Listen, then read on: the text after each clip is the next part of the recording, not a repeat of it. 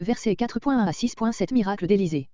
La série des 6 miracles d'Élysée, ici racontée de suite, appartient à la tradition populaire et ne prétend point à une succession chronologique, ainsi 2 Rois 5.27 a dû se passer après 2 Rois 8.4 et peut-être 2 Rois 6.24 avant 2 Rois 6.23. Ce sont des faits de nature privée, qui sont sans rapport direct avec la vie politique du royaume, à laquelle reviendront les chapitres suivants en racontant l'influence d'Élysée dans ce domaine. Verset 1. Verset 1 à 7 L'huile de la veuve. D'entre les femmes des fils des prophètes. La vie de ces hommes de Dieu n'était donc pas celle du cloître, il y avait parmi eux des hommes mariés. Le créancier est venu. Les prophètes ne vivaient pas en commun, comme dans les ordres monastiques. Sur ce droit du créancier, voir Lévitique 25.39, Ésaïe 50.1, Matthieu 18.25. Esclave, jusqu'à l'année du jubilé. Verset 2. Qu'as-tu à la maison? Dieu maintient toujours une relation entre son secours et les ressources naturelles, si exiguës soient-elles. Comparez les 5 pains et les 2 poissons dans le récit de la multiplication des pains, Jean 6.9 et 1 Roi 18.13-16. Une goutte d'huile, littéralement, une onction d'huile, de l'huile de quoi soindre une seule fois, donc une très faible quantité. L'huile en Orient est la base indispensable de l'alimentation. Verset 4. Tu fermeras la porte. Élisée veut le recueillement et il craint toute ostentation. Verset 6. À son fils, à celui de ses 2 fils qui lui apportaient les vases vides. Verset 7. Elle vint le raconter. Elle ne veut pas disposer de cette huile sans le consentement du prophète. Acquitte ta dette, avant tout, puis tu emploieras pour toi-même ce qu'il y aura de plus. Ce qui restera. Dieu ne se borne pas à ôter la dette, il accorde par surcroît un dos positif. Verset 8. Verset 8 à 37 La résurrection du fils de la Sunamite. Sunem, dans la tribu d'Issachar, Josué 19.18, au pied sud de la colline de Moreh.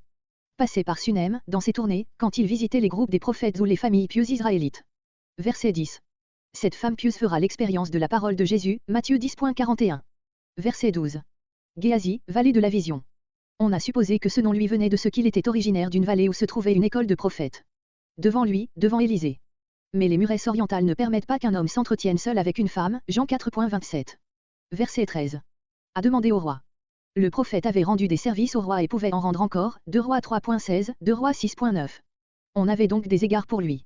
J'habite au milieu de mon peuple, tranquille dans ma maison, sans avoir rien à redouter de personne, je n'ai aucune faveur à demander. Verset 15. Appelle-la. La femme s'était retirée de devant Géasi après la réponse du verset 13. Verset 16. Expressions identiques à celles de Genèse 18.10. Verset 19. Insolation, Psaume 121.6. L'époque de la moisson est une des plus chaudes de l'année. Verset 23. Nouvelle lune, voir à Nombre 28.11 et suivant. Sabbat, voir à Lévitique 23.3. Il paraît que ces jours, signalés par des cultes spéciaux dans le temple, étaient aussi célébrés loin du temple par des réunions d'édification présidées par les prophètes. C'était dans le royaume des 10 tribus une compensation indispensable, pour le culte légitime qui manquait aux fidèles, voir Amos 8.5. Le prophétisme avait pris ainsi dans le royaume du Nord le rôle qui avait autrefois rempli les Lévites. Tout va bien, elle craint de donner une trop forte secousse à sa foi moins ferme que la sienne et préfère porter seule le fardeau de l'épreuve, car elle connaît le secours. Verset 25. De Sunem au point du Carmel le plus rapproché, il y a environ 30 km. Verset 26. Tout va bien. C'est une manière de l'écarter, elle ne veut avoir affaire qu'à Élisée. Verset 27. Elle embrassa ses pieds. Géasi ne comprend pas le contraste entre sa retenue précédente et sa manière d'agir actuelle. L'Éternel me l'a caché. Le prophète était habitué à être traité par l'Éternel comme son intime, Genèse 18.17, Amos 3.7. Verset 28. Avais-je demandé un fils? Manière de dire, sans l'articuler, que son fils est mort. Ce prétendu don était donc, comme je l'avais soupçonné, qu'une tromperie. Verset 29. Géasi, plus jeune, arrivera plus tôt. Prends mon bâton. L'accent est sur le mot mon. Ne le salue pas. Les salutations orientales sont quelque chose de beaucoup plus long que les nôtres. Verset 30. La mère de l'enfant. C'est son titre à cette hardiesse et à cette persistance. Verset 33. Et il se retira d'auprès de l'enfant, après s'être étendu sur lui pour chercher à le vivifier. Ça et là dans la maison, dans un grand trouble intérieur, qui se manifestait par l'agitation extérieure et qui allait croissant à mesure qu'il voyait la mort moins docile à son action qu'elle ne l'avait été au pouvoir d'Élie. Éternua. On a observé que l'éternuement dégage le cerveau. L'enfant était mort d'une maladie cérébrale. Verset 38. Verset 38 à 41 Le potage assaini.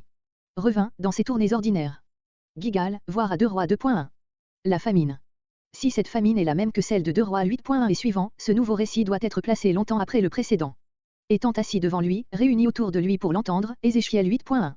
Il y avait une vaste salle qui servait sans doute à la fois de salle de réunion et de salle à manger. Verset 39. Des herbes, pour assaisonner le potage. Concombre sauvage ou coloquinte, cette plante, pousse des sarments et des feuilles semblables à celles des concombres de nos jardins. Le fruit est d'un jaune vert, de la grosseur d'une orange, mais allongé. Il est si amer qu'on l'a surnommé le fiel de la terre. On peut aisément le confondre avec le concombre. Verset 41. De la farine. Comme symbole et véhicule de la puissance adoucissante qui doit assainir le suc de la plante, comparez le sel de Rois 2.21. Verset 42. Verset 42 à 44. Multiplication des pains. Baal-Salisa, peut être identique avec Salisa de 1 Samuel 9.4 ou avec un Beth-Salisa dont parlent Zeb et Jérôme, à 25 km au nord de l'Aïd. Apporta à l'homme de Dieu. D'après Nombre 18.13 et Deutéronome 18.4, les prémices de tous les produits du pays devaient être apportées à l'Éternel pour l'entretien des sacrificateurs et des Lévites. Cet Israélite pieux envisage le prophète et ses disciples comme les porteurs du vrai sacerdoce. Du grain frais, rôti dans l'épi, puis froissé et moulu, Lévitique 2.14. Verset 43. 100 hommes. Nous voyons combien les écoles de prophètes étaient prospères dans ce temps d'infidélité générale.